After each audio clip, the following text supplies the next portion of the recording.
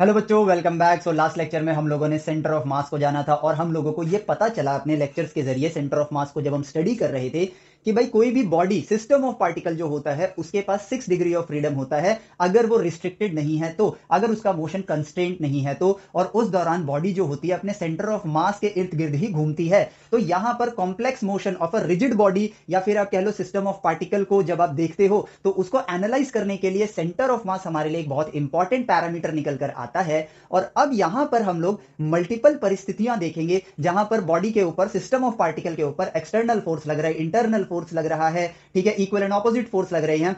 तो इन फोर्सेस की वजह से सेंटर ऑफ मास का मोशन किस तरह से हो रहा है, टाइम के साथ उसका पोजीशन कैसे चेंज हो रहा है, उसकी वेलोसिटी कैसे वेरी कर रही है, या उसका एक्सीलरेशन कैसे हो रहा है। तो बेसिकली हम लोग यहां पर देखेंगे position of centre of mass, फिर आपका velocity of centre of mass और acceleration of centre of mass. ठीक है, हालांकि हम एक्सीलरेशन स्मॉल ए से लिखते हैं, बट अभी मेन बात क्या है, पोजीशन, वेलोसिटी और एक्सीलरेशन, इन चीजों को हम ऑब्जर्व करेंगे। अब देखो, यहां पर मैं चाहूं तो आप लोगों को डायरेक्टली एक छोटी सी डेरिवेशन करा सकता हूं कि भाई ये रही आपकी डेरिवेशन, और इससे ये साबित हो जाता है कि इंटरनल फोर्स की वजह से सेंटर ऑफ मास रेस्ट पे रहता है। पर कहीं ना कहीं ये बात इस तरह से होगी कि हम उन चीजों को याद कर रहे हैं कि हमने बस एक डेरिवेशन देख ली, हमने ये मान लिया कि जो एक्सटर्नल फोर्स लग रहा है, उसकी इंटरनल फोर्स लग रहा है, उसकी वजह से सेंटर ऑफ मास अपनी जगह से नहीं हिलेगा, वहीं का वहीं रेस्ट पे रहेगा। बट ये कहीं ना कहीं याद करने जैसा है। साइंस का मतलब है ऑब्जर्व करना, नेचर से मैथमेटिकली बात करना। तो अब हम यहां पर अपने आप को सिचुएशंस देंगे और उन सिचुएशंस के अंदर मैथमेटिकली बात करेंगे और जवाब एज अ डिस्कवरी हमारे पास आएगा। हम इस तरह से ना पढ़े कि जवाब लिखा हुआ है, हम उस जवाब को याद कर रहे हैं, बल्कि जवाब को खोजना सीखना है। आज हम खोज खोज के अगर चीजों को पढ़ेंगे तो आगे चल के हम उन चीजों को खोज पाएंगे जो एक्चुअली में आज तक डिस्कवर नहीं हुई है। तो जो हम बनना चाहते हैं वही चीज की उसी डायरेक्शन में हमको प्रैक्टिस करनी होगी। अगर मुझे क्रिकेटर बनना है तो मैं क्रिकेट देख के या क्रिकेट के लॉज को या क्रिकेट के रूल्स को याद करके एक अच्छा क्रिकेटर नहीं बनूंगा, बल्कि क्रिकेट को प्रैक्टिस करके बनूंगा। तो साइंस की दुनिया में अगर मुझे कुछ बड़ा करना है तो मुझे साइंस की दुनिया में साइंस के तरीके से पढ़ना है, जो कि ये चीजों को डिस्कवर करना। और इंजीनियरिंग के जरिए हम लोग उन चीजों को क्रिएट करते हैं जो इस दुनिया में एग्जिस्ट नहीं करती है, और मैथमेटिक्स इनकी भाषा है, तो हमें इन्हीं चीजों का प्रयोग करना है। और अभी हम सेंटर ऑफ मास के मोशन को समझने के लिए इन्हीं चीजों का प्रयोग करेंगे। तो अब देखो हम कैसे करेंगे। ऑब्वियसली हम लोग स्टडी करेंगे अपने सबसे बेसिक सिस्टम ऑफ पार्टिकल से। टू पार्टिकल सिस्टम होगा हमारे पास, जिसमें एक पार्टिकल का मास है m1, दूसरे पार्टिकल का मास है m2 और ये पार्टिकल्स हैं, ठीक है। वो बड़ा बस मैंने बॉक्स के फॉर्म में दिखा दिया है ताकि आपको वो चीज नजर आए, पॉइंट पॉइंट बनाना पड़ेगा अदरवाइज मुझे।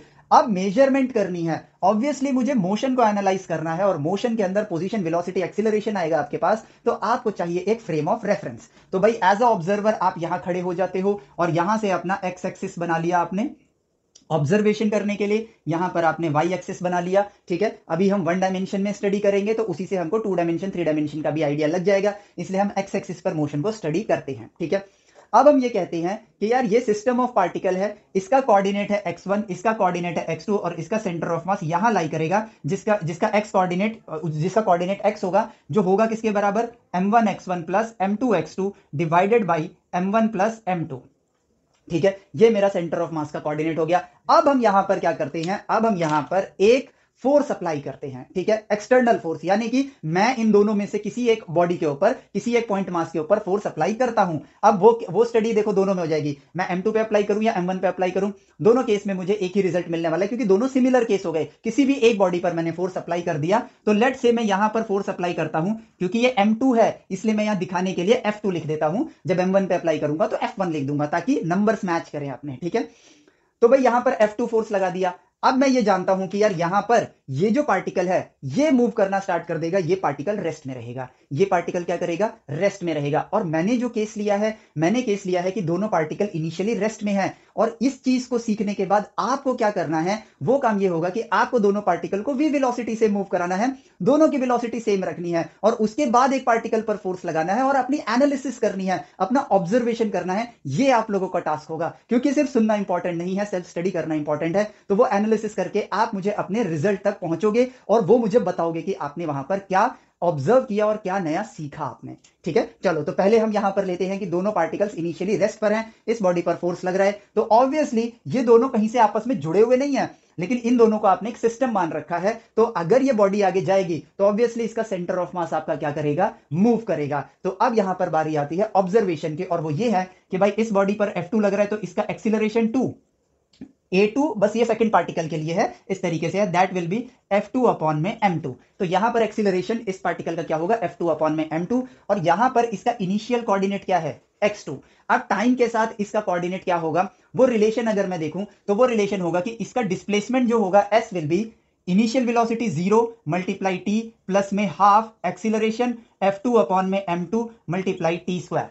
S is equal to UT plus half AT square, direction positive side है तो मैंने वही उसी के हिसाब से साइन लगाई। अब इसका कोऑर्डिनेट अगर मुझे देखना है, इसका coordinate initial at t equal to 0, इसका कोऑर्डिनेट है x2, ठीक है। तो x2 के ऊपर आगे, इसके आगे जो डिस्प्लेसमेंट होगा वो आपका s डिस्प्लेसमेंट होगा। तो टाइम के साथ इस पार्टिकल का कोऑर्डिनेट क्या होगा, द x2। अब यहां पर ये x2 कांस्टेंट नहीं है, अब ये x2 आपका वेरिएबल हो गया, क्योंकि वो टाइम के साथ वेरी कर रहा है। और ये जो इनिशियल x2 था, तो मैं इसको x2 डैश लिख देता हूं। जो न्यू कोऑर्डिनेट है वो x2 डैश है, जो कि इक्वल होगा x2 प्लस करंट डिस्प्लेसमेंट के, जिस टाइम तक जितना डिस्प्लेसमेंट हुआ है उसके बराबर होगा। तो जो कोऑर्डिनेट होगा, coordinate as a function of time of particle m2, ठीक है, जो कि निकल कर आ गया x2 dash is equal to, ये x2 कांस्टेंट है, x2 डैश आपका वेरिएबल है, प्लस में 0 इंटू टी, तो आपका 0 हो गया। जब आप वेलोसिटी लोगे तो वो u2 इंटू टी हो जाएगा, तो यहां पर आ जाएगा F2 अपॉन में 2m2 टी स्क्वायर। ये देखो रिलेशन यहां पर आ गया। अब हम इन सारी चीजों को देखते तो हमें लगता है फॉर्मूलाज, नहीं, ये है mathematical communication. These are not formulas. हम सिर्फ उस परिस्थिति से बात कर रहे हैं, उस ज्ञान की मदद से जो हमारे पास ऑलरेडी है। तो हम जो पाएंगे वो एक डिस्कवरी होगी, ना कि कोई एक डेरिवेशन होगा। तो यहां पर मुझे उसका कोऑर्डिनेट मिल गया। तो एज अ टाइम, जैसे जैसे टाइम पास कर रहा है, जैसे जैसे आपका टाइम गुजर रहा है, अगर मैं हर पॉइंट ऑफ टाइम पर आपका सेंटर ऑफ मास देखूं तो वो क्या निकल कर आएगा। मान लो एक टाइम ले लिया मैंने, उस पर्टिकुलर टाइम पर मेरा सेंटर ऑफ मास क्या होगा, तो new centre of mass will be m1, तो अपनी जगह पर ही है m1x1, प्लस जो m2 है उसका नया कोऑर्डिनेट क्या है, x2 डैश अपॉन में m1 प्लस m2। तो यहां पर x2 dash as a function of time है, उसको मैं यहां पर पुट कर देता हूं। तो देखो क्या निकल कर आता है, m1x1 प्लस m2, यहां पर आ जाएगा x2 प्लस f2 अपॉन में 2m2 multiply T square whole divided by m1 plus m2।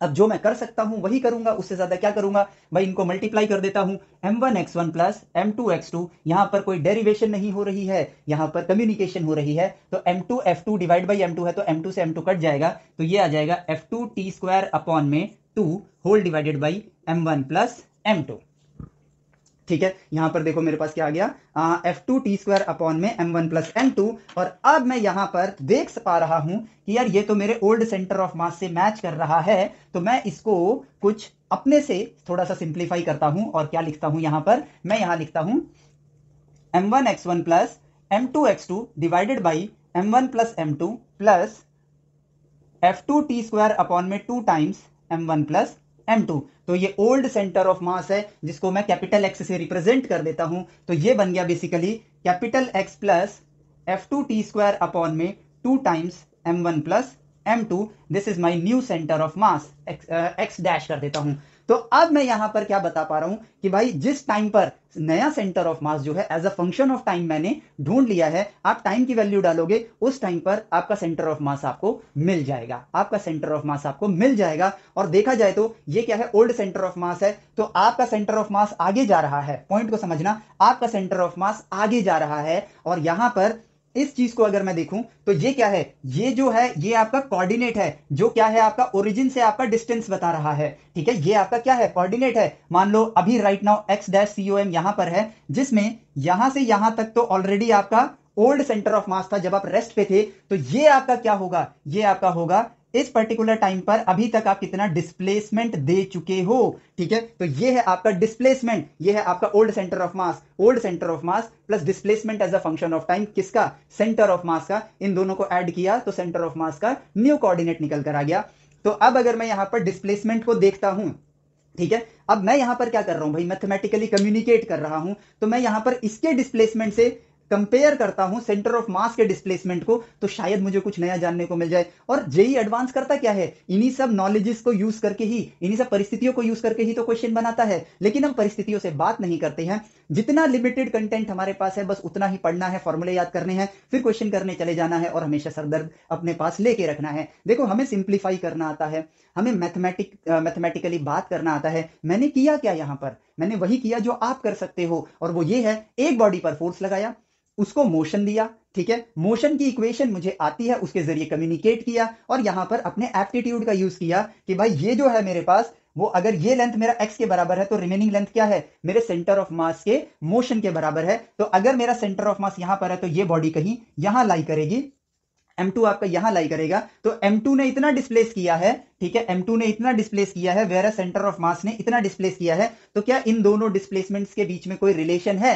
तो उसके लिए हम क्या करेंगे, दोनों के डिस्प्लेसमेंट्स लिख लेते हैं। तो डिस्प्लेसमेंट ऑफ सेंटर ऑफ मास मैं यहां लिखता हूं, तो देखते हैं क्या निकल कर आता है, ठीक है, displacement of centre of mass. तो मैं लिखता हूं displacement of centre of mass, D centre of mass, तो वो कितना निकल कर आया, F2 टी स्क्वायर अपॉन में 2 times m1 plus m2, versus displacement of m2 वो कितना था मेरे पास, वो था मेरे पास F2 अपॉन में 2 times m2 T square, half A T square के बराबर था क्योंकि इनिशियल वेलोसिटी तो जीरो थी। अब अगर मैं इन दोनों को मैं डिवाइड करता हूं, ठीक है, इन दोनों को मैं डिवाइड करता हूं, तो मैं ऐसा करता हूं कि डिस्प्लेसमेंट ऑफ सेंटर ऑफ मास को मैं डिवाइड करता हूं डिस्प्लेसमेंट ऑफ m2 के साथ, तो देखो मुझे क्या रिजल्ट मिलता है, ये और ये तो कट जाएंगे, 2 और 2 कट जाएगा, m2 ऊपर चला जाएगा, तो वो निकल कर आ गया m2 अपॉन में m1 प्लस m2।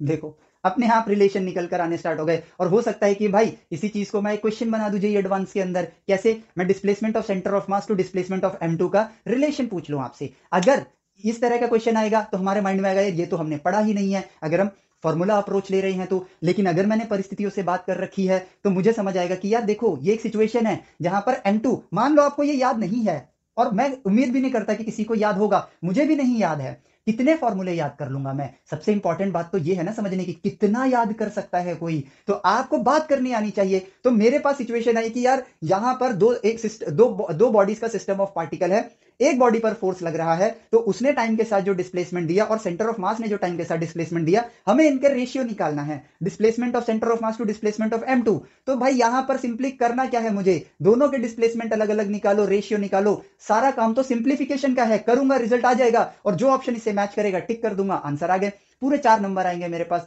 लेकिन फॉर्मूला बेस्ड अप्रोच रखूंगा तो वो 4 नंबर के क्वेश्चन को मैं छोड़ के आगे बढ़ जाऊंगा और कहूंगा जेईई एडवांस हार्ड है, ये तो दुनिया का सबसे मुश्किल पेपर है, किसी के बस की नहीं है ये सॉल्व करना, और ये बोल के अपने आप को दिलासा दूंगा, जबकि वो हम कर सकते थे अगर हम सही डायरेक्शन में अप्रोच लेंगे।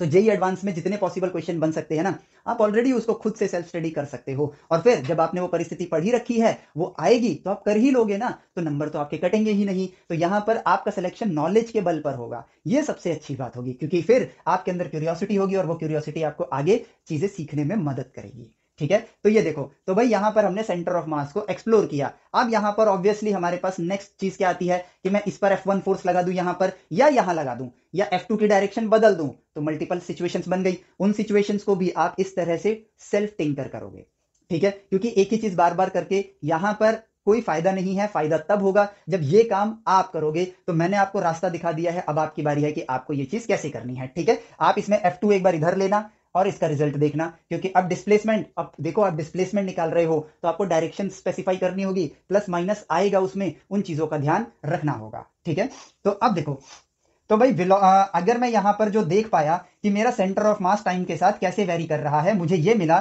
तो अब अगर मैं यहां पर इस चीज को अगर मैं देखूं तो ये है मेरा सेंटर ऑफ मास का वेरिएशन, यानी कि x डैश सेंटर ऑफ मास इसके बराबर है। तो ये क्या है, सेंटर ऑफ मास की हर टाइम के साथ पोजीशन। अगर मेरे पास है position as a function of time, मेरे पास अवेलेबल है, तो मैं वेलोसिटी कैसे निकालूंगा, rate of change of position with respect to time, instant velocity के लिए। तो ये रहा मेरा सेंटर ऑफ मास का पोजीशन जो टाइम के साथ इस तरह से वेरी कर रहा है। तो मुझे यहां पर अगर वेलोसिटी ऑफ सेंटर ऑफ मास निकालनी है इस सिचुएशन के लिए, तो वो क्या आएगी हमें वो देखते हैं। और उसके लिए मुझे क्या करना है, basically derivative of x dash centre of mass divided by dt।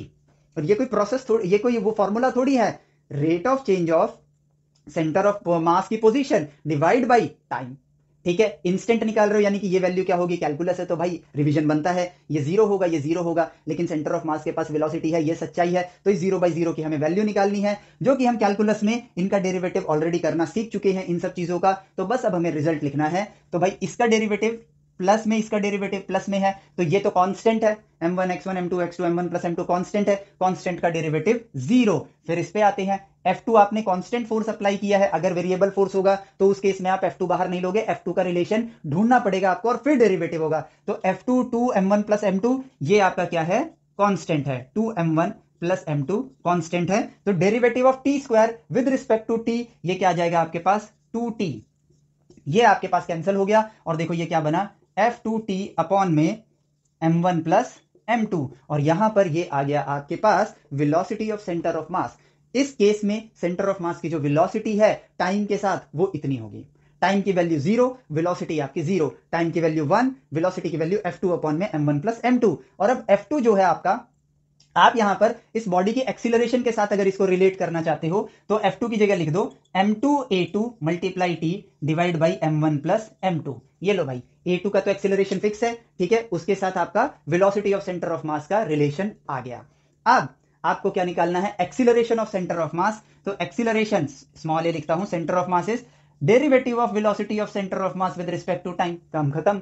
तो भाई डेरिवेटिव करते हैं इसका, F2 m1 plus m2 constant है, तो ये आ जाएगा F2 अपॉन में m1 प्लस m2।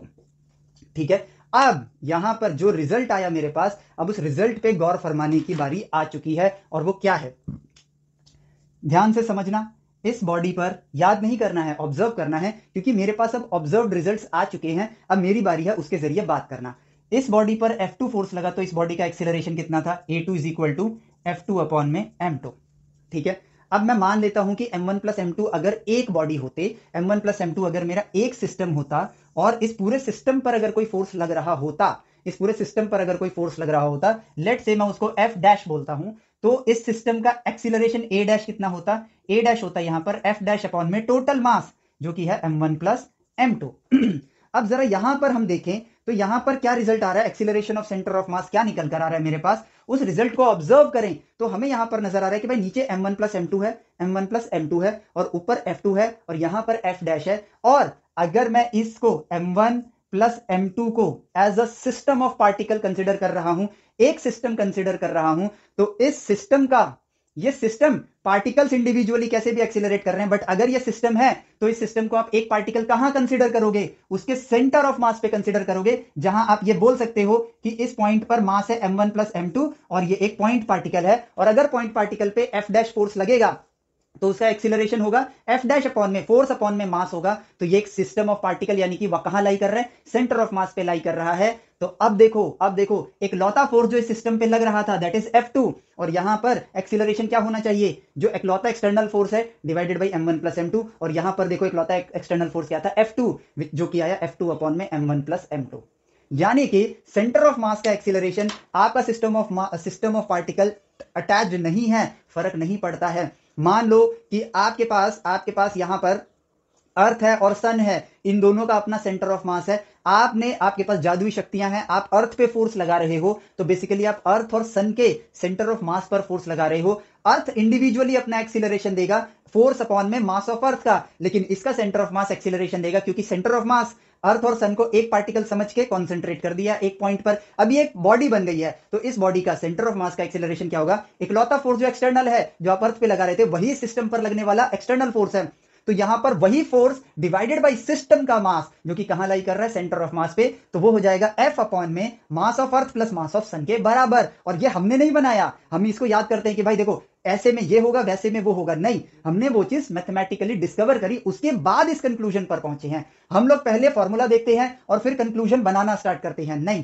पहले आप मैथमेटिकली बात करो, उसको ऑब्जर्व करके कंक्लूजन पर पहुंचो। तो यहां पर देखो हमारे पास एक कंक्लूजन आया और आपके पास एक तरीका आया कि कैसे आप अपनी फिजिक्स को इंटरेस्टिंग बना सकते हो, मैथमेटिकली उससे बात कर सकते हो। मैंने तो सिर्फ F2 फोर्स इधर लगाया, आप इधर लगाओ, इस पे F1 फोर्स लगाओ, इधर F1 फोर्स लगाओ, मल्टीपल परिस्थितियां आ गई, और हर चीज को, इन्हीं चीजों को हर जगह ऑब्जर्व करके देखो, आपके पास आपका जवाब आ जाएगा। देखो कितना सिंपल सा लॉजिक है यहां पर।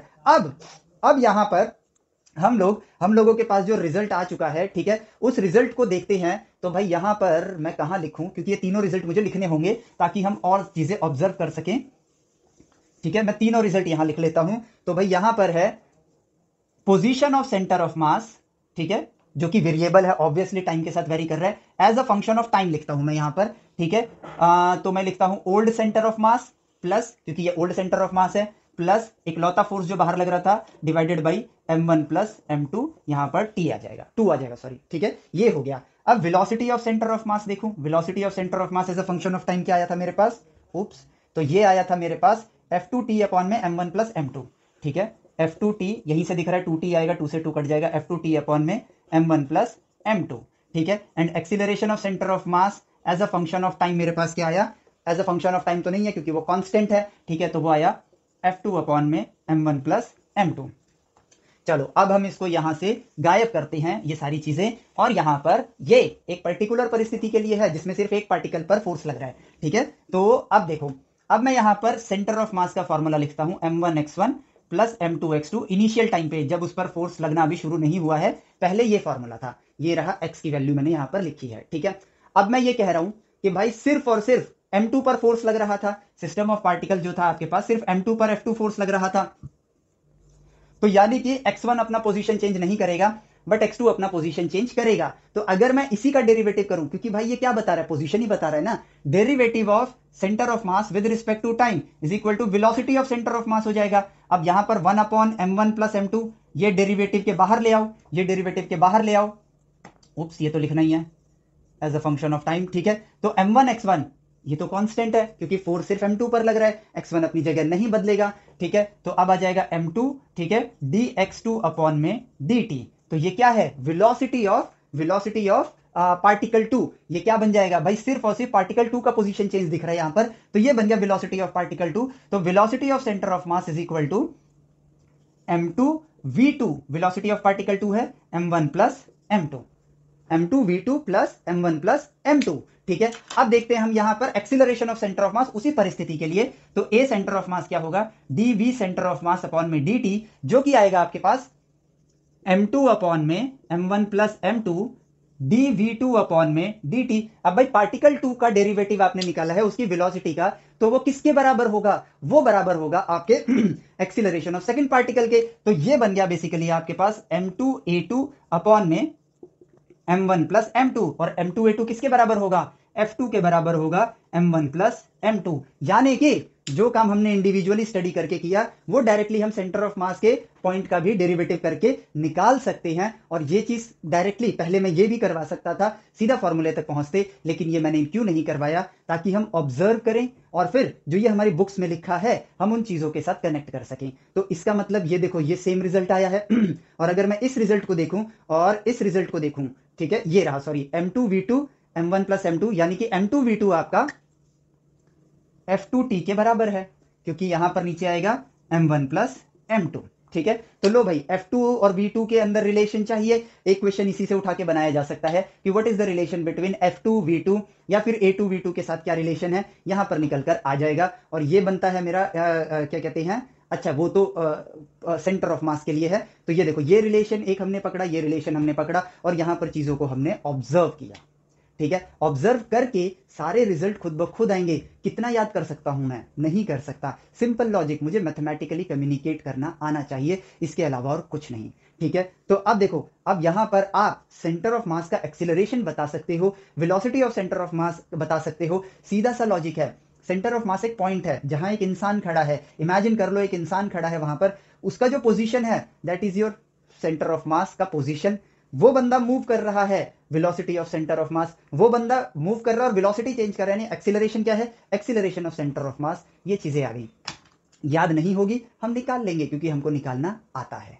ठीक है, अब देखो, अब यहां पर, अब वैसे तो इन चीजों के ऊपर आपके में क्वेश्चंस नहीं आते हैं क्योंकि आपके में सिर्फ इंटरनल फोर्सेस पर आते हैं, बट हमें सीखना है कि पढ़ते कैसे हैं। हमको ये थोड़ी सीखना है कि फॉर्मूलाज क्या क्या हैं, हमको ये सीखना है कि पढ़ते कैसे हैं। तो अब हम एक अलग परिस्थिति में जाते हैं, ठीक है, जहां पर आप लोगों के लिए तो मैंने कुछ होमवर्क दे दिया है। अब मैं मान लेता हूं यहां F2 लगा रहे हैं और इस डायरेक्शन में F1 लगा रहे हैं। ठीक है, देख लो भाई F1 की डायरेक्शन पीछे है, तो प्लस माइनस का हमें ध्यान रखना है, और जो भी सिचुएशंस बनेंगी वो आप करोगे। मैं ये 2 सिचुएशंस आपको करके दिखा रहा हूं, ठीक है, अपने लर्निंग के लिए। तो मेरा ऑब्जेक्टिव क्या है, अपने ऑब्जेक्टिव को देखूं मैं, तो मैं सेंटर ऑफ मास का फंक्शन बनाना चाहता हूं टाइम के साथ, कि भाई क्योंकि दोनों पे फोर्स लग रहे हैं, दोनों एक्सीलरेट करेंगे, तो सेंटर ऑफ मास टाइम के साथ अपनी जगह बदलेगा। तो भाई टाइम के साथ उसका क्या कनेक्शन है, वो चीज मैं ढूंढना चाहता हूं। ठीक है, वो चीज मिल जाएगी मुझे, तो मेरे पास velocity of centre of mass आ जाएगा as a function of time. इसका डेरिवेटिव करूंगा, भाई ये पोजीशन है, पोजीशन चेंज हो रही है तो वेलोसिटी होगा, और वेलोसिटी का डेरिवेटिव करूंगा तो acceleration of centre of mass as a function of time आ जाएगा। ठीक है, तो इन शॉर्ट मुझे सिर्फ ये मिल जाए, ये तो अपने आप निकल कर आ जाएंगे, यस और नो, डेरिवेटिव करके। तो उसके लिए मेजरमेंट करने के लिए all I need is a frame of reference. तो भाई बना लिया, ये रहा मेरा ओरिजिन पॉइंट। इनिशियल वेलोसिटी मैं 0 ले रहा हूं, आप अपनी एक अलग सिचुएशन बना सकते हो, इनिशियल वेलोसिटी 0 ना लेके आप u1 और u2 ले लो, ठीक है, और उनकी डायरेक्शंस जो मन चाहे, इधर देना है इधर देना है, परिस्थिति के हिसाब से दे देना। आपके पास मल्टीपल ऑप्शंस बनेंगे इन्हीं सब चीजों को रिवाइज करने के लिए, और सब में एक ही टाइप का आंसर आएगा। आप जनरल आंसर बनाओ साइन के साथ, आपके पास सेम ही रिजल्ट आएगा, और फिर उसके बाद आप उसको जनरलाइज कर पाओगे। आप समझ पाओगे कि फिजिक्स के अंदर हम लोग जनरल इक्वेशंस, ठीक है, क्यों बनाते हैं, उसके पीछे का रीजन आपको इस तरह से मल्टीपल चीजों को प्रैक्टिस करके अपने आप समझ आएगा। ठीक है, तो भाई यहां पर सिर्फ पार्टिकल का इंडिविजुअल मोशन देखता हूं। इनिशियली इसका कोऑर्डिनेट है x1, इसका कोऑर्डिनेट है x2, और सेंटर ऑफ मास का कोऑर्डिनेट है m1 x1 plus m2 x2 divided by m1 plus m2। ये इनिशियल कोऑर्डिनेट है at t equal to 0, at t equal to 0 पर ये रहा हमारे पास कोऑर्डिनेट। ठीक है, अब यहां पर हम टाइम के साथ ये अपने रास्ते, ये अपने रास्ते, ठीक है, लेकिन इनका सेंटर ऑफ मास किस रास्ते पर जाएगा ये हम देखते हैं। ठीक है, तो भाई अब हम यहां पर लेते हैं कि इसका एक्सीलरेशन क्या होगा, a2 जो कि बराबर होगा f2 अपॉन में m2 के, और इसका एक्सीलरेशन होगा a1 जो कि बराबर होगा माइनस f1 अपॉन में m1 के। माइनस क्यों, डायरेक्शन, फ्रेम ऑफ रेफरेंस बन चुका है, तो वो दिशा प्लस तो ये दिशा माइनस, काम खत्म। तो ये आ गया a1, ये आ गया a2। अब यहां पर हम लेते हैं आपकी डिस्प्लेसमेंट, कि भाई यहां पर आप जो डिस्प्लेसमेंट करोगे as a function of time वो s2 है, और आप जो डिस्प्लेसमेंट करोगे as a function of time वो s1 है। ठीक है, और ऑब्वियसली s1 आपका नेगेटिव आएगा, ध्यान से देखना, और s2 आपका पॉजिटिव आएगा, क्योंकि वो पॉजिटिव डायरेक्शन में, s1 आपका नेगेटिव डायरेक्शन में है। तो आपकी करंट पोजीशन, क्योंकि देखो सेंटर ऑफ मास आपके डिस्प्लेसमेंट पर डिपेंड नहीं करेगा, सेंटर ऑफ मास आपकी करंट पोजीशन पर डिपेंड करेगा। मान लो ये x1 डैश है, तो यहां से यहां तक की जो पोजीशन है that is your x2 dash. तो सेंटर ऑफ मास क्या आएगा, m1 x1 dash plus m2 x2 dash divide by m1 plus m2। तो जो हमें पता है, अब हमें करना क्या है, हम बस आगे बढ़ते हैं। तो x1 डैश और x2 डैश निकालना है, तो उसके लिए पहले s2 निकालता हूं मैं। तो s2 किसके बराबर, initial velocity 0 half times acceleration f2 upon में m2 t स्क्वायर। ठीक है, सिमिलरली s1 क्या आएगा मेरे पास, s1 आएगा मेरे पास, थोड़ी जगह बचाता हूं, s1 ऊपर लिख लेता हूं, s1 is equal to minus half f1 upon में m1 t स्क्वायर। ये माइनस f1 अपॉन m1 है, तो ये आ गया आपका s1। अब देखो, तो इस हिसाब से मेरे पास x1 डैश किसके बराबर होगा, x1 डैश बराबर होगा x1 प्लस s1 के। ठीक है, प्लस s1 क्यों किया, क्योंकि इसमें ऑलरेडी डायरेक्शन इंक्लूडेड है, तो माइनस में है तो वो ऑटोमेटिकली आपको माइनस कर देगा। ठीक है, और ये हो जाएगा x2 प्लस s2, ये बन गया आपका x2 डैश।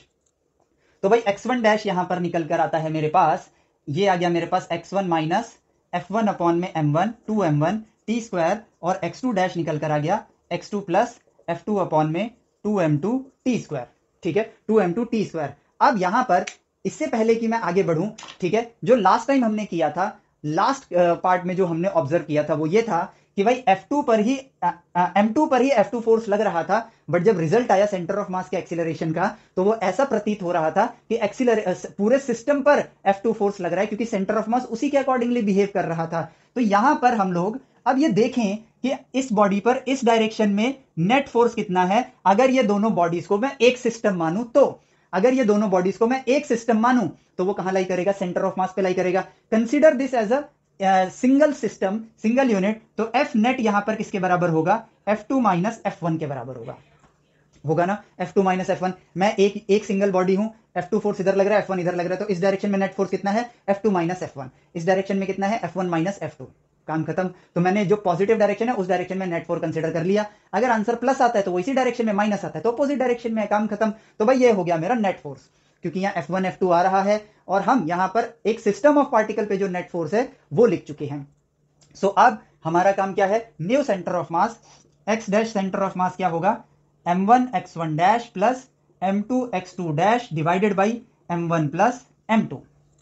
ठीक है, तो भाई m1 यहां पर लिख लेता हूं x1 माइनस f1 अपॉन में 2m1 T square plus m2 x2 plus f2 upon में 2m2 T square whole divided by m1 plus m2। m1 x1 m2 x2 बाहर ले लो, m1 x1 plus m2 x2 divided by m1 plus m2 बाहर ले लो, plus में ये हो जाएगा आपके पास m2 कैंसिल, f2 अपॉन में, तो ये आ जाएगा f2 अपॉन में 2 T square minus f1 upon में 2 T square divided by m1 plus m2।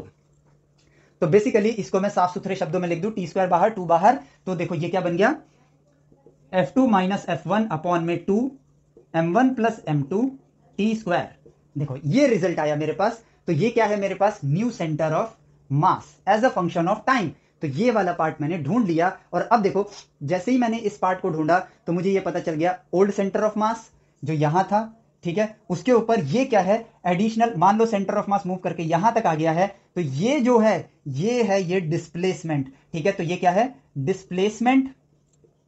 Displacement of centre of mass, ठीक है, उसने अपने इनिशियल पोजीशन से कितना डिस्प्लेस किया है, ये रहा आपका सेंटर ऑफ मास। और इसी का जब मैं डेरिवेटिव कर दूंगा तो मुझे वेलोसिटी ऑफ सेंटर ऑफ मास मिलेगा, ठीक है, तो भाई वेलोसिटी ऑफ सेंटर ऑफ मास यहां क्या आएगा, कांस्टेंट है 0 प्लस इसका डेरिवेटिव करूंगा, ये सारा का सारा कांस्टेंट है, 2t आगे आ जाएगा, 2 से 2 कटेगा, तो आ जाएगा f2 माइनस f1 अपॉन में m1 प्लस m2, और यहां पर मल्टीप्लाई में आएगा t।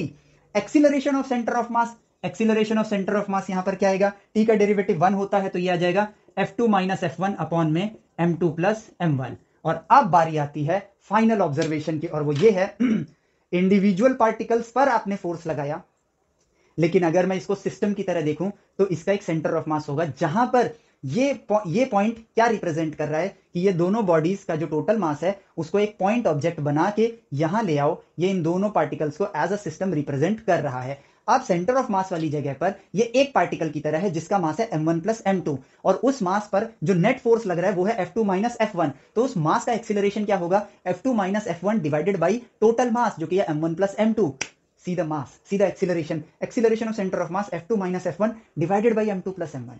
और ये चीजें याद नहीं करनी है, ठीक है, हम ट्रिक बना लेते हैं कि यार देखो जैसे नॉर्मल बॉडी का निकालते हो ना, ऐसे सेंटर ऑफ मास पे टोटल मास से डिवाइड कर देना, और जो अलग अलग लग रहा है उन पे फोर्सेस निकाल देना। हमने ऐसे थोड़ी साइंस को डिस्कवर किया है, हमने उससे मैथमेटिकली बात करी, जो रिजल्ट आया उसके बेसिस पर अब ये हमारा कंक्लूजन निकल कर आता है कि सेंटर ऑफ मास एक्चुअली में हम इसको भी ना याद कर लेते हैं कि इतने सारे सिस्टम ऑफ पार्टिकल्स हैं हमारे पास, एक सिस्टम ऑफ पार्टिकल में इतने सारे पार्टिकल हैं, उन पार्टिकल्स को सेंटर ऑफ मास पे आप एज अ सिंगल एक पॉइंट ऑब्जेक्ट की तरह कंसीडर कर लो, और जो आपने सीखा है वो अप्लाई कर सकते हो। तो ये हमने लॉ नहीं बनाया है, इस तरह से जब हमने बात करनी स्टार्ट करी तो हमें नजर आ रहा है कि सेंटर ऑफ मास एक पॉइंट पार्टिकल, एक पार्टिकल मास की तरह, एक पॉइंट मास की तरह बिहेव कर रहा है, जिसमें जिसका टोटल मास पूरे सिस्टम के मास के बराबर होता है, इसलिए सेंटर ऑफ मास हमारे लिए इतना ज्यादा इंपॉर्टेंट बन गया, ठीक है। और ये देखो ये है वो ऑब्जर्वेशन जहां पर हमने चीजों को ढूंढा, और अब यही चीजें आपको भी खुद से करनी है ताकि आप इस ऑब्जर्वेशन के साथ फुल्ली कनेक्ट कर सको, और आगे जब आप कोई चीज ढूंढो फिजिक्स के अंदर, जब नई नई चीजें पढ़ोगे तो इन सब चीजों के साथ कनेक्टेड रहोगे, तभी तो वो बातें समझ आएंगी, वरना फॉर्मूले से हम कुछ नहीं समझ पाएंगे। ये एक सत्य है।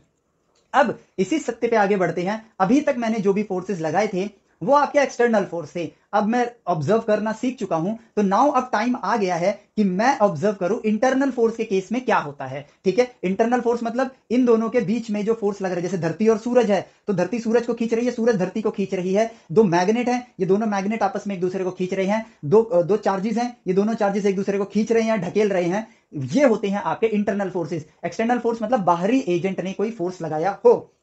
तो इस ऑब्जर्वेशन से हमने एक बेहतरीन से चीज सीखी कि सेंटर ऑफ मास की इंपॉर्टेंस क्या है हमारी लाइफ में, कि भाई इतने सारे पार्टिकल्स हैं, ये सारे पार्टिकल अपना टेढ़ा मेढ़ा मोशन करेंगे, कोई प्रॉब्लम नहीं, उसकी वजह से हमने 6 डिग्री ऑफ फ्रीडम के बारे में जाना। अब लेकिन वो सारे पार्टिकल्स एक पार्टिकल की तरह बिहेव करते हैं, कहां पर, अपने सेंटर ऑफ मास पे, और सेंटर ऑफ मास को तुम ऐसे समझो कि भाई ये सारा मास जो है एक पॉइंट पे आके केंद्रित हो गया है, और इसको अब आप स्टडी कर सकते हो। आपने पूरी बॉडी पर कहीं पर भी फोर्स लगाया है, इससे देखो क्या चीज क्लैरिटी होती है, ये चीज आपको समझ आएगी। ये जो ऑब्जर्वेशन हमने करी है वो ये है कि भाई मेरे पास एक पत्थर है बहुत बड़ा, इसमें कितने पार्टिकल्स हैं, बहुत सारे पार्टिकल हैं, और इसमें इस पॉइंट पर फोर्स लग रहा है F, ठीक है, और इसका सेंटर ऑफ मास यहां पर है, तो आप कह सकते हो कि इस पूरी बॉडी में हर पार्टिकल का मास अलग अलग है लेकिन टोटल मास m है, तो इसका सेंटर ऑफ मास का एक्सीलरेशन क्या होगा?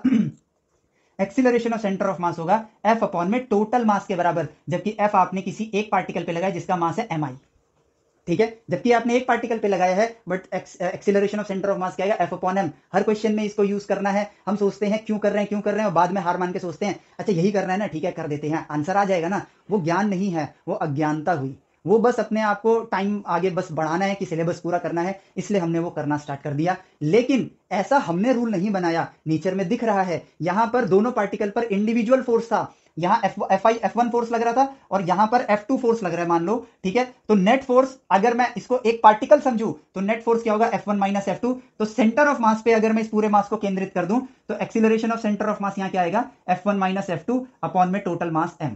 सिंपल, यानी कि जो पार्टिकल मोशन आपने सीखा है वही यहां पर अप्लाई करना है, ठीक है। लेकिन एज अ रूल नहीं, एज अ नॉलेज जो हमें नेचर ने प्रोवाइड करी, जब हमने उससे मैथमेटिकली बात करी। तो देखो, इसलिए हम इसको ऐसा करते हैं अपने क्वेश्चंस के अंदर। ये है वो डिस्कवरी जो हमें करनी थी। It's not derivation, it's discovery. यहां पर आप चीजें खोज रहे हो, ठीक है। चलो, तो अब आपको ये बात समझ आई होगी। और हाँ, एक इंपॉर्टेंट नोट, मैं चाहूंगा कि यहां तक के पार्ट को आप एक बार और देखना, हो सके तो एटलीस्ट 3 बार इसको देखना, क्योंकि यहां पर आपका साइंटिफिक एप्टीट्यूड बिल्ड हो रहा है, आपका साइंटिफिक मेंटालिटी बिल्ड होगी, जो आपको कैसे पढ़ना है, एक्चुअली में पढ़ाई को आसान कैसे बनाना है, वो चीज सिखाएगी। तो इसलिए इस चीज को देखना, क्योंकि आगे आपको सब जगह यही सब चीजें करनी है, सिर्फ सेंटर ऑफ मास नहीं, हर जगह आपको ऑब्जर्वेशन करना है, मैथमेटिकली कम्युनिकेट करना है। तो इन चीजों को आप 3 बार एटलीस्ट देखो, ताकि आपको वो एप्टीट्यूड बिल्ड हो। इतने सालों से हम जिस कल्चर में पढ़ाई करते आ रहे हैं, उसने सिर्फ होमवर्क, असाइनमेंट, सुंदर सुंदर राइटिंग और बस मार्क्स के एक ऐसी हैबिट बनवा दी है कि हम ऑब्जर्व करने की हैबिट भूल गए हैं, क्यूरियस होने की हैबिट हम भूल गए हैं। तो 3 बार करने को सिर्फ इसलिए कह रहा हूं, ताकि आपकी वो पुरानी आदत जो सिर्फ मार्क्स के पीछे भाग रही थी, नॉलेज है तो मार्क्स है, लेकिन मार्क्स के पीछे भागने के बाद भी मार्क्स नहीं है, तो इससे अच्छा है ना नॉलेज के पीछे भागो, मार्क्स खुद ब खुद आ जाएंगे। वो हैबिट आपकी डल जाएगी। राइट वे ऑफ एजुकेशन की तरफ आप एक कदम आगे बढ़ोगे अगर आप इस तरीके से पढ़ना स्टार्ट करोगे तो, ठीक है। अब हम यहां पर बढ़ते हैं अगली ऑब्जर्वेशन की तरफ, जो कि है कि सिस्टम ऑफ पार्टिकल है और उस पर इंटरनल फोर्सेस लग रहे हैं। अब इंटरनल फोर्सेस की खासियत क्या होती है कि वो इक्वल अमाउंट में होते हैं, ठीक है। अगर मान लो मैं बोर्ड पे फोर्स लगा रहा हूं तो बोर्ड भी मुझ पर फोर्स लगा रहा है, और न्यूटन के तीसरे नियम के अनुसार ये फोर्स क्या होगा? इक्वल होगा, क्योंकि ये मेरा हाथ और बोर्ड, हम दोनों एक सिस्टम है, और जिन्होंने फोर्स लगाया है वो सिस्टम ने ही, सिस्टम के अंदर, मतलब सिस्टम के ही एक पार्टिकल ने सिस्टम के दूसरे पार्टिकल पर फोर्स लगाया है। तो ये क्या बन गया? Internal force. मेरा हाथ और बोर्ड अगर एक सिस्टम है तो ये मार्कर से लगने वाला फोर्स कहलाएगा एक्सटर्नल फोर्स। लेकिन हाथ बोर्ड पर फोर्स लगा रहा है, बोर्ड हाथ पर फोर्स लगा रहा है, वो बन गया इंटरनल फोर्स। मतलब घरेलू बात और बाहरी बात। तो बाहरी कोई तत्व फोर्स लगाता है, दैट इज एक्सटर्नल, जो अभी हम कर रहे थे। लेकिन अंदरूनी तत्व अगर फोर्स लगाते हैं एक दूसरे पर तो वो बन जाता है इंटरनल। और इंटरनल फोर्स, ठीक है, न्यूटन के तीसरे सिद्धांत के हिसाब से हमेशा क्या होते हैं? इक्वल एंड ऑपोजिट, ठीक है, इक्वल एंड ऑपोजिट। तो अब हमें कैलकुलेशन करनी है। ऑब्वियसली यहां पर मास m1 ले लिया, यहां पर मास m2 ले लिया, ठीक है। m1 m2 पर फोर्स लगा रहा है जो कि इसको अपनी तरफ खींच रहा है, ठीक है। मान लो इन दोनों के बीच में अट्रैक्टिव पावर है, ये इसको अपनी तरफ खींच रहा है। मान लो इनके अंदर चार्जेस हैं, या फिर इनके अंदर मैग्नेट्स हैं जो आपस में अट्रैक्ट कर रहे हैं, या फिर ग्रेविटेशनल अट्रैक्शन की वजह से अट्रैक्ट कर रहे हैं, और m2 जो है m1 को इधर अट्रैक्ट कर रहा है। तो इस पे जो फोर्स लग रहा है उसको मैं F2 बोल देता हूं, और इस पे जो फोर्स लग रहा है उसको मैं F1 बोल देता हूं। बट क्योंकि ये इंटरनल फोर्सेज हैं, सोर्सेस सेम है आपस में, ठीक है, या तो ग्रेविटेशनल या मैग्नेटिक या फिर कोलिजन की वजह से, तो फोर्सेज आपके क्या होंगे? इक्वल होंगे। तो इसलिए F1 is equal to F2 is equal to, मैं यहां पर F लिख देता हूं। तो अब मुझे ये F1 F2 लिखने की जरूरत नहीं है। अब मुझे कैलकुलेशन करनी है, तो उसके लिए मुझे नंबर्स चाहिए। नेचर से कम्युनिकेट करने के लिए मुझे क्या चाहिए? नंबर्स। तो उसके लिए मैं बनाऊंगा यहां पर अपना फ्रेम ऑफ रेफरेंस, ठीक है, जो मैंने बना लिया। और फिर इनिशियल कोऑर्डिनेट x1 इसका, और इसका कोऑर्डिनेट है x2। तो इसका सेंटर ऑफ मास यहां लाई कर रहा है, that is m1 x1 plus m2 x2 divided by m1 plus m2। ये है मेरे पास सेंटर ऑफ मास। अब मुझे क्या करना है? ऑब्वियसली इन पे फोर्स F लग रहा है, तो टाइम के साथ इनकी पोजीशन क्या होगी वो हमें देखना है। तो भाई इसका एक्सीलरेशन कितना होगा? a2, इस डायरेक्शन में a2 होगा मेरे पास माइनस F अपॉन में m2। माइनस क्यों? क्योंकि F की डायरेक्शन देखो, इस पर लगने वाले F की डायरेक्शन देखो नेगेटिव है, और a1 कितना होगा? F अपॉन में m1 आ गया। अब मुझे अपनी क्या निकालनी है? डिस्प्लेसमेंट, ठीक है। तो यहां पे S2 और S1 निकालेंगे। इनिशियल वेलोसिटी दोनों की 0 ले ली मैंने, आप कोई वेलोसिटी v ले लेना, ठीक है। तो वो आ जाएगा S1 कितना आएगा? 1/2 F1 अपॉन में हाफ ए टी स्क्वायर, क्योंकि यूटी तो आपका 0 हो गया, F1 अपॉन में m1 टी स्क्वायर, और S2 आ जाएगा माइनस हाफ, सॉरी F1 नहीं, सिर्फ F अपॉन में m2 टी स्क्वायर। ठीक है, F अपॉन में m2 टी स्क्वायर। तो नया कोऑर्डिनेट क्या होगा, x2 माइनस इसका डिस्प्लेसमेंट। ठीक है, तो भाई यहाँ पे ऑलरेडी माइनस साइन आ चुका है, तो x2 यहाँ पर क्या हो जाएगा, x2 डैश। ठीक है, डैश मतलब जो वेरी कर रहा है टाइम के साथ, वो वाला क्या हो जाएगा आपके पास, x2 प्लस S2, और x1 डैश क्या हो जाएगा, x1 प्लस S1। ठीक है, प्लस क्यों किया है, क्योंकि ऑलरेडी इनके अंदर उसका साइन इंक्लूडेड है। ठीक है, तो x1 dash is equal to x1 plus f upon में 2m1 टी स्क्वायर, और x2 dash is equal to x2 minus f upon में 2m2 टी स्क्वायर। ठीक है, न्यू कोऑर्डिनेट्स आ गए, तो नया सेंटर ऑफ मास कहां लाई करेगा, सीधा सा logic, m1 x1 dash plus m2 x2 dash, एक पर्टिकुलर टाइम पर m1 plus m2 is equal to x center of mass का डैश। ठीक है, चलो भाई लिख लेते हैं अब यहां पर। ठीक है, अब इसको हमें लिखना है m1 x1 डैश। ठीक है, तो ये क्या आएगा, m1 x1 क्या है भाई मेरे पास, x1 डैश क्या है, x1 प्लस f अपॉन में 2m1 T square plus m2 x2 minus f upon में 2m2 T square whole divided by m1 plus m2, m1 x1 m2 x2। ठीक है, m1 x1 m2 x2, m1 cancel, ft square upon में 2 plus ft square upon में 2 plus m2 cancel, minus है तो यहां पर आ जाएगा माइनस ft स्क्वायर अपॉन में 2 whole divided by m1 plus m2। और यहां पर मैं क्या देख रहा हूं, यहां पर मैं बड़ी मजेदार चीज देख रहा हूं कि ये दोनों कट गए, और यहां पर जो मेरा न्यू सेंटर ऑफ मास निकल कर आया वो आया m1 x1 plus m2 x2 divided by m1 plus m2। इसका मतलब क्या हुआ, इनिशियल सेंटर ऑफ मास, और जब ये दोनों मूव कर रहे हैं due to their internal forces, center of mass अभी भी उसी जगह पर है, यानी कि सेंटर ऑफ मास अपनी जगह से हिला भी नहीं जब इसमें इंटरनल फोर्सेस लग रहे हैं या फिर इक्वल एंड ऑपोजिट फोर्सेस लग रहे हैं। ठीक है, हाँ, अब यहां पर सिर्फ आप इंटरनल फोर्स नहीं बोल सकते हो, आप एक चीज और कह सकते हो, जब या तो इंटरनल फोर्स, क्योंकि वो हमेशा इक्वल एंड ऑपोजिट होते हैं, या फिर इन पर इक्वल एंड ऑपोजिट डायरेक्शन में फोर्स लगता है, तो उस केस में सेंटर ऑफ मास अपनी जगह पर ही रहता है, उसने अपनी जगह चेंज नहीं करी। और अब इस बात को मैं पिछली ऑब्जर्वेशन से अगर मैं कनेक्ट करूं, क्योंकि फोर्स इक्वल एंड ऑपोजिट है, तो इस बॉडी को एज अ सिस्टम अगर मैं एक पार्टिकल समझूं तो वो यहां लाई करेगा। इस पार्टिकल का मास कितना होगा, m1 प्लस m2, इस पर एक फोर्स इधर लग रहा है, एक फोर्स इधर लग रहा है जो कि इक्वल है, तो नेट फोर्स कितना लग रहा है यहां पर, 0। तो अगर नेट फोर्स 0 है तो एक्सीलरेशन 0 होगा, एक्सीलरेशन 0 है तो अगर ये पहले से रेस्ट पे था तो वेलोसिटी 0 है, और वेलोसिटी 0 है तो सेंटर ऑफ मास अपनी पोजीशन बदलेगा, नहीं बदलेगा, और उसने नहीं बदला, यानी कि सेंटर ऑफ मास अपनी जगह पर ही कायम रहा। ठीक है, इन चीजों को याद करेंगे तो पछताएंगे, फील करेंगे तो लाइफ में आगे चल के वो मोटिवेशन मिलेगा जिससे हम कुछ इनोवेट कर पाएंगे, क्योंकि यही तो सीखना है कि कैसे कम्युनिकेट करना है, हमें सिंप्लीफिकेशन करना आता है, हमको सिर्फ बात करनी सीखनी है। 21 दिन अपने आप को ये आदत डालो, 22वें दिन से आप फिजिक्स पढ़ने के लायक सेल्फ डिपेंडेंट बन जाओगे, और उसके बाद आपको इन लेक्चर्स को आके देखने की भी जरूरत नहीं पड़ेगी, क्योंकि साइंस बहुत आसान है, वो इतनी आसान है, यकीन मानो। मैं सिर्फ इतना चाहता हूं, मैं ये नहीं चाहता कि सारा सिलेबस आप यहीं से पढ़ो, यहीं पे देखो, मैं चाहता हूं कि यहां से आपको वो नॉलेज दे सकूं जिससे आप उस सिलेबस को खुद से पढ़ने लायक बन जाओ।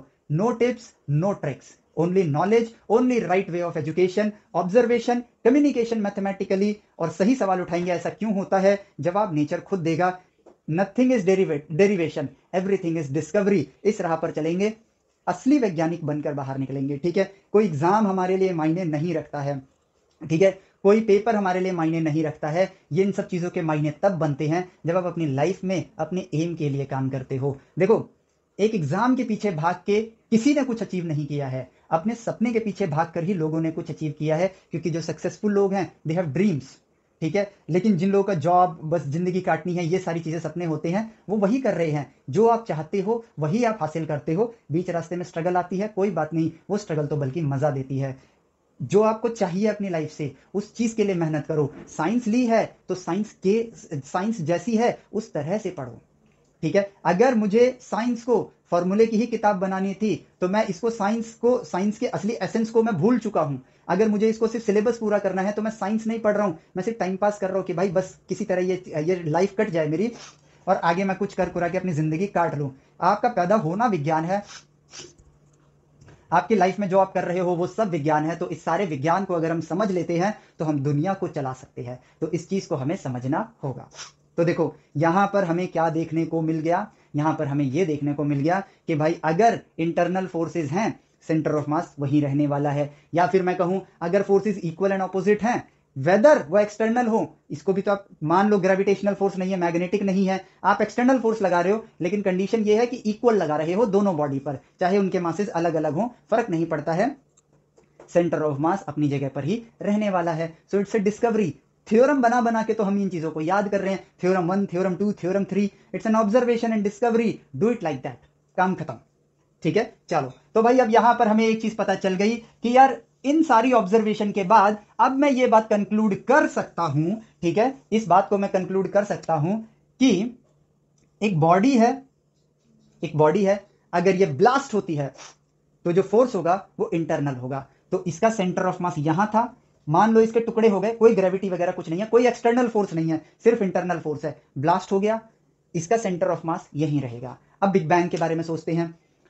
जब पूरे ब्रह्मांड का मैटर एक जगह इकट्ठा था, आजू बाजू तो कुछ नहीं है ना, कोई गुरुत्वाकर्षण नहीं, कोई चुंबकीय शक्ति नहीं, कोई इलेक्ट्रिक फील्ड नहीं, कुछ नहीं, यानी कि कोई फोर्स नहीं है एक्सटर्नल। ब्लास्ट हुआ, ब्रह्मांड के तत्व फैलने शुरू हो गए, लेकिन उसका केंद्र सेंटर ऑफ मास आज भी वही है। यानी कि हम अगर तारों की सही मैपिंग करें और ये देखें कि ये फैल किस तरह रहे हैं और उसके स्फेयर को डेवलप करें, तो हम उस स्फेयर के सेंटर पे चले जाएं तो वहीं पर बिग बैंग हुआ था। इस बात को हम देख सकते हैं। और बिग बैंग हमें पता कैसे चला? इसी ज्ञान की वजह से तो पता चला। हमको थोड़ी पता था कि भाई ये चीजें ब्लास्ट हुई हैं, हमारे पास इस चीज को स्टडी करके ये ज्ञान आया कि इंटरनल फोर्स की वजह से सेंटर ऑफ मास हिलने वाला नहीं है, और हमने देखा कि तारे दूर जा रहे हैं, ये एक तरीके से फैल रहे हैं, तो हमने उसको जब रिट्रेस किया तो वो एक पॉइंट पर आकर मिले और वहीं पर बिग बैंग हुआ था। बिग बैंग कैसे हुआ ये नहीं पता, लेकिन बिग बैंग के बाद ये ब्रह्मांड बना, यहां तक की पुष्टि हम लोग कर पाए इसी ज्ञान की मदद से। तो ये ज्ञान आपको एडवांस लेवल की फिजिक्स तक काम आ रहा है, तो इसका मतलब कम्युनिकेशन ही तो आनी चाहिए, और क्या आना चाहिए? हम थोड़ी ना अंतरिक्ष में हम गए, वहां पे टेलीस्कोप लेके खड़े हुए बिग बैंग होते हुए देखा, हमने मैथमेटिकली नेचर से कम्युनिकेट किया, तब पता चला कि बिग बैंग जैसी चीज हुई थी। इसीलिए तो हम इतने कॉन्फिडेंटली कह पाते हैं कि बिग बैंग हुई थी। हमने थोड़ी ना लैब के अंदर बिग बैंग किया है तब उसकी हमने थ्योरी की पुष्टि करी ना, मैथमेटिकली पूरे यूनिवर्स से कम्युनिकेट किया तो दिखा कि आप दूर जा रहे हो। वो भी कैसे पता चला कि आप दूर जा रहे हो? वो तारा इतनी दूर है, हमें तो पता भी नहीं चल रहा कि वो चल रहा है नहीं चल रहा है। डॉपलर इफेक्ट की मदद से हमने उसको ढूंढा। और आप पढ़ते हुए 11th ग्रेड में डॉपलर इफेक्ट क्या है, बट हम तो फॉर्मूला याद करेंगे, हम तो ये फ्रीक्वेंसी और फ्रीक्वेंसी से कोई मतलब नहीं है। अच्छा भाई, अच्छा स्ट्रिंग वाला आएगा तो फॉर्मूले में देखो ये पैटर्न है, पैटर्न याद कर लो। और भाई महानता तो तब हो जाती है जब हम इसके लिए कहानियां बना लेते हैं, जैसे ट्रिग्नोमेट्री याद करने के लिए पंडित बद्री प्रसाद हर हर बोले सोना चांदी तोले, इस तरह से याद करना स्टार्ट कर दिया है। भाई आप साइंस नहीं पढ़ रहे हो, आप साइंस नहीं पढ़ रहे हो। इसके बेटर, इससे बेटर तो हमें एक रिपोर्टर बन जाना चाहिए था, क्योंकि हम वही काम कर रहे हैं, बस हम पेपर के अंदर रिपोर्ट कर रहे हैं कि इसका फॉर्मूला ये है, उसका फॉर्मूला ये है, सॉल्व कर देंगे, आंसर आ जाएंगे। साइंस का मतलब ऑब्जर्वेशन है, ठीक है। हमने सेंटर ऑफ मास निकालना सीखना इंपॉर्टेंट नहीं है हम लोगों के लिए। हम लोगों के लिए इंपॉर्टेंट ये है कि भाई कुछ लाइन बना देंगे, ऐसे लिख लेंगे इसका ये ऐसे लिखा, और उसको देख के कोई एक कहानी सी बना देंगे, जैसे प्लैनेट ऑफ अर्थ के लिए होता है माई वेरी अर्ली मॉम, ऐसे करके कुछ होता है, मेड सम स्वीट पिकल्स, इस तरह से बना के पहले पहले लेटर से हम लोग याद कर लेंगे कि प्लैनेट्स के नाम क्या होते हैं, ठीक है। पीरियोडिक टेबल में हम, पीरियोडिक टेबल हमको तो समझ नहीं आता है कि पता नहीं क्यों हमारे स्कूलिंग सिस्टम इनको याद करवाती है, इसका कोई नीड नहीं है। पीरियोडिक टेबल बना ही इसलिए था ताकि आपको एलिमेंट्स याद ना करने पड़े, इतने सारे एलिमेंट्स हैं, लेकिन हम पीरियोडिक टेबल याद कर रहे हैं। तो हम जब धारा के विपरीत चल रहे हैं तो हम कैसे उस धारा का इस्तेमाल करके सक्सेस की तरफ आगे बढ़ेंगे, ये बात आपको समझनी होगी, ठीक है। 21 दिन की बात है, सही डायरेक्शन में अपने आप को ट्रेन करो और देखो काम होना स्टार्ट हो जाएगा। सो इस पर आते हैं, इंटरनल ब्लास्ट, सेंटर ऑफ मास वहीं का वहीं रहने वाला है, और इसी की मदद से हम लोगों ने पता चला गया कि हमारे ब्रह्मांड का केंद्र कहां पर है, इस कॉन्सेप्ट की मदद से, ठीक है।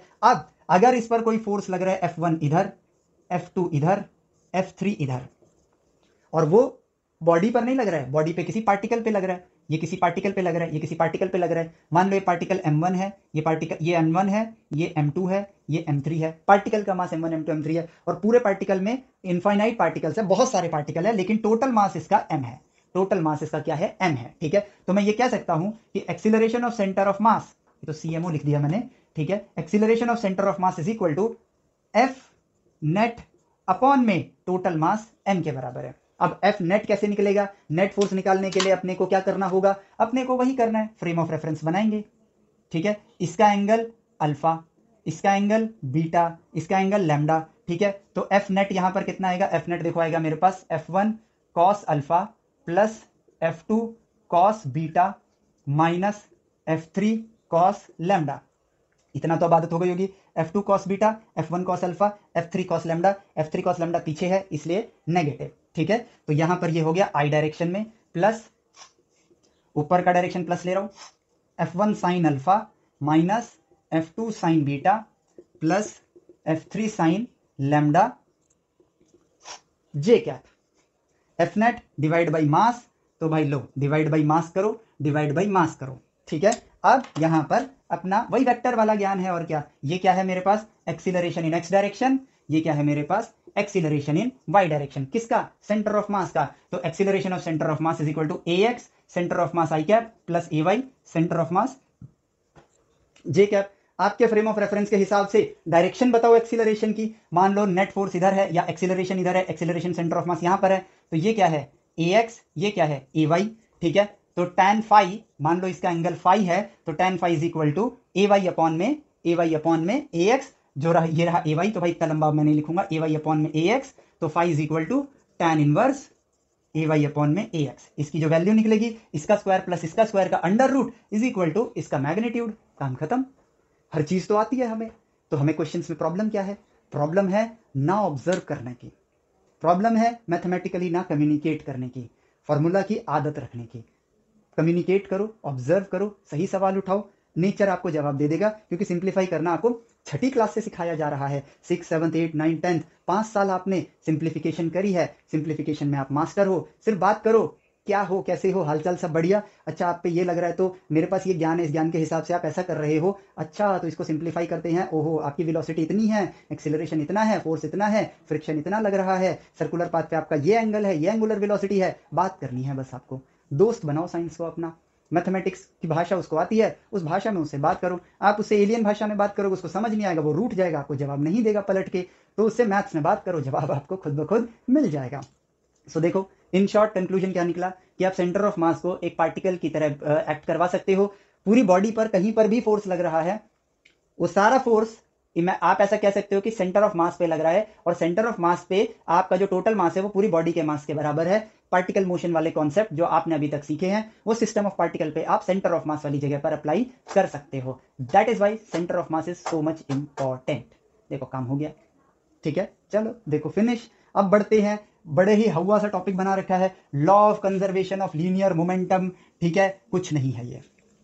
मोमेंटम क्या है, ये हमने फोर्स वाले चैप्टर में जाना है, एबिलिटी टू अप्लाई फोर्सेस। ठीक है, नाउ ये आपके पास एक बॉडी है m1, ये एक बॉडी है m2। ठीक है, ये मूव करता हुआ आया, इससे टकरा गया।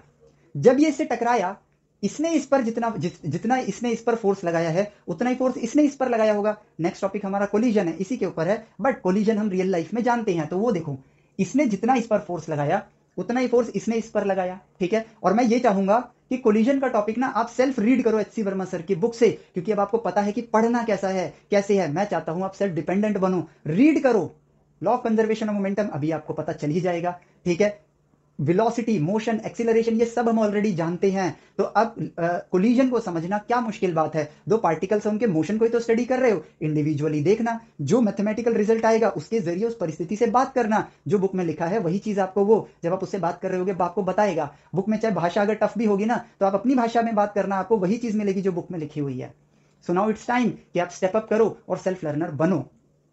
ठीक है, सो अब देखो, तो भाई यहां पर ये दोनों जब टकराएंगे तो इनके बीच में जो फोर्स होगा वो इक्वल एंड ऑपोजिट होगा। तो इसका मतलब ये है कि जो अभी इनका सेंटर ऑफ मास की वेलोसिटी है, वही वेलोसिटी टक्कर से पहले और टक्कर के बाद रहने वाली है, टक्कर से पहले और टक्कर के बाद रहने वाली है। तो अब यहां पर हमारे पास अपने आप आता है कि अभी तक हमने सेंटर ऑफ मास की वेलोसिटी का फॉर्मूला नहीं लिखा है, तो अब हम लिख लेते हैं, और उसके वो फॉर्मूला याद थोड़ी करना है, नेचर में बात करनी है। मान लो इसकी वेलोसिटी है u1, इसकी वेलोसिटी है, और सॉरी इसको u2 लिखते हैं, इसको u1 लिखते हैं। ठीक है, और ये एक सिस्टम है, तो इसका सेंटर ऑफ मास की वेलोसिटी क्या होगी। ठीक है, तो भाई यहां पर velocity of centre of mass वो कैसे आएगा, derivative of centre of mass with respect to time निकालेंगे, जो कि आएगा m1x1 plus m2x2 divided by m1 plus m2। इसका डेरिवेटिव कर देता हूं मैं। ठीक है, तो भाई ये तो बाहर आ गया, x1 अपॉन में dt, dx1 अपॉन में dt, तो ये आएगा m1 अभी उसकी वेलोसिटी मैंने u1 रखी है, rate of change of position of x1, भाई जहां वो है उसका पोजीशन का जो चेंज इन टाइम है, change in position with respect to time है, क्या होता है वो उसकी इंस्टेंट वेलोसिटी। तो लेट से अभी उसकी वेलोसिटी, चलो v लिख लेता हूं अभी फॉर्मूला समझाने के लिए, और इसका क्या हो जाएगा m2v2 होल अपॉन में, ये तो बाहर था तो वापस से नीचे लिख देता हूं m1 plus m2, that is your velocity of centre of mass. काम खत्म, आ गया। तो ये देखो velocity of centre of mass आ गया। तो भाई इसकी इसका velocity of centre of mass क्या है, इसका velocity of centre of mass क्या है, तो इसका velocity of centre of mass है v centre of mass is equal to m1u1 plus m2u2 divided by m1 plus m2। अब क्योंकि जब ये टकराएंगे कब, when u1 is greater than u2, इसी केस में टकरा सकते हैं। देखो जब u1 u2 से बड़ा होगा तभी टकराएंगे, वरना नहीं टकराएंगे। तो भाई हमने ये केस ले लिया, अब ये दोनों टकरा गए, फोर्स क्या है, इक्वल एंड ऑपोजिट, यानी कि सेंटर ऑफ मास पर नेट फोर्स क्या है, जब दोनों फोर्सेस इक्वल एंड ऑपोजिट हैं तो सेंटर ऑफ मास पे नेट फोर्स कितना हुआ, 0। और अगर उसका नेट फोर्स 0 है तो क्या वेलोसिटी बदलेगी, उसकी वेलोसिटी तो तब बदलती ना जब नेट फोर्स होता, क्योंकि नेट फोर्स होता तो एक्सीलरेशन होता, एक्सीलरेशन होता तब वेलोसिटी बदलती, यानी कि वेलोसिटी चेंज नहीं होगी। As simple as that. क्या इतना बड़ा हुआ बना रखा, law of conservation of linear momentum, बड़ी बड़ी तोपे फेंक रहे हैं हम लोग वर्ड्स की। सिंपल सा लॉजिक, नेट फोर्स आपका 0, इतनी ऑब्जर्वेशन करी है, अब वो ऑब्जर्वेशन समझ आ रही है, तो यहां पर आपका velocity of centre of mass change नहीं होगा। मान लो ये दोनों टकरा गए, टकराने के बाद इनकी वेलोसिटीज बदल गई, क्योंकि टक्कर की वजह से वेलोसिटी बदली। क्यों बदली, इसने इस पर फोर्स लगाया, इसने इस पर फोर्स लगाया, तो भाई ये एक्सीलरेट हुआ होगा, ये डी एक्सीलरेट हुआ होगा, ठीक है, तो इसकी वेलोसिटी बदली, लेकिन फोर्स तो इक्वल थे ना, जिसकी वजह से हुआ ये कि इसकी वेलोसिटी हो गई v2 और इसकी वेलोसिटी हो गई v1 after the collision. After the collision तो इसका सेंटर ऑफ मास की वेलोसिटी क्या होगी, इसके हिसाब से m1v1 plus m2v2 divided by m1 plus m2 after the collision, इसकी वेलोसिटी ये हो गई। लेकिन अब देखो क्योंकि फोर्स इक्वल एंड ऑपोजिट था, सेंटर ऑफ मास की वेलोसिटी बदलेगी नहीं, ठीक है, तो मैं यहां पर इक्वल टू नहीं लगाता हूं, अभी यहां गैप देता हूं, velocity of centre of mass, ठीक है, ये लिखता हूं मैं आफ्टर कोलिजन, आफ्टर कोलिजन, ठीक है, और ये लिखता हूं मैं बिफोर कोलिजन, बिफोर कोलिजन, ठीक है, क्योंकि नेट फोर्स 0 है, क्योंकि फोर्सेस इक्वल एंड ऑपोजिट है, तो before collision after collision V center of mass जो होगा आपका वो क्या रहेगा, सेम रहेगा। तो भाई उठा के दोनों को एक दूसरे के इक्वल रख दो, m1u1 plus m2u2 divide by m1 plus m2 is equal to m1v1 plus m2v2 divided by m1 plus m2। लो भाई डिनोमिनेटर सेम है, कट कर देते हैं। इसका मतलब क्या हुआ, जैसे ही मैंने इसको कट कर दिया, जो मेरे पास निकल कर आया जरा उसको देखो, initial momentum before collision of particle 1, momentum of particle 2 before collision, momentum of particle 1 after collision, momentum of particle 2 after collision, यानी कि बिफोर एंड आफ्टर कोलिजन आपके मोमेंटम, जो दोनों का मोमेंटम है उसका टोटल अगर आप देखोगे तो वो सेम है। तो इसका मतलब क्या हुआ, इंग्लिश में बोलते हैं इसको कि मोमेंटम कंजर्व हुआ, मोमेंटम कंजर्व्ड है। और इसी के आगे हमने लिख दिया अब डायलॉग मारने के, law of conservation of momentum आ गया, आपका ऑब्जर्वेशन डिस्कवरी हो गई। यही है आपका law of conservation of linear momentum. Rotation में पढ़ोगे law of conservation of angular momentum. अगर आप सारी वीडियोस को अभी तक सीक्वेंस में देखते आए हो from chapter 1 to this chapter, ठीक है, आप अब रेडी हो चुके हो आगे के चैप्टर्स को सेल्फ स्टडी करने के लिए। तो अब अगर आपने सारे लेक्चर्स देखे हैं अभी तक के, ठीक है, इस चैप्टर तक के, तो मैं चाहूंगा कि आगे के सारे लेक्चर्स को पहले अब आप सेल्फ ट्राई करो, उसके बाद इन वीडियोस को देखना, ठीक है। उनको आप एप्लीकेशन में आके देख सकते हो, कभी भी आके देख सकते हो, या यूट्यूब पर देख रहे हो तो इसको सेव कर लेना या कुछ प्लेलिस्ट बना लेना कि पहले मैं अब सेल्फ स्टडी करूंगा, उसके बाद मैं आके इन वीडियोस को देखूंगा, ठीक है। तो देखो सही कम्युनिकेट करो, जवाब आप तक मिलेगा। अब यहां पर ये लेक्चर लंबा हो रहा है तो मैं अब इस लेक्चर को एंड करता हूं। अगले लेक्चर में हम लोग कोलिजन के बारे में जानेंगे और फिर उसके बाद इंपल्सिव फोर्स के बारे में जानेंगे, एंड देन हम लोग question answers and then rotation, ठीक है। सो इस लेक्चर के लिए इतना ही, मिलते हैं आपसे नेक्स्ट लेक्चर में। और अगर आपको नॉलेज अच्छी लग रही है हमारे द्वारा तो प्लीज अपने दोस्तों के साथ इसको शेयर जरूर करना। मिलते हैं आपसे नेक्स्ट लेक्चर में, till then take care, bye bye, जय हिंद।